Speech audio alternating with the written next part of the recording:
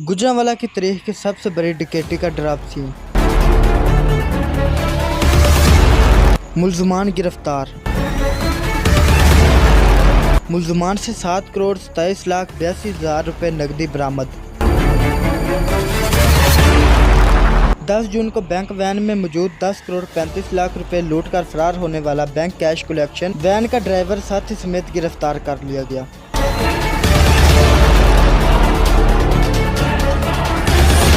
CPO Gujranwala राय इजाज़ अहमद ने press conference के दौरान बताया कि गिरफ्तार मुल्ज़मान में मरकजी मुल्ज़म गुलाम शब्बीर और मास्टरमाइंड अरशद शामिल हैं और मुल्ज़मान के कब्जा से 7 करोड़ 27 लाख 82 हज़ार रुपये नकदी बरामद कर ली गई हैं। मुल्ज़मान गिरफ्तारी से बचने के लिए पंजाब और सिंध के मुख्तलिफ इलाकों में लोकेशन तब्दील करते रहे, लेकिन पुलिस ने साइंटिफिक अंदाज में कार्रवाई करते हुए मुल्ज़मान को मुल्तान से गिरफ्तार कर लिया।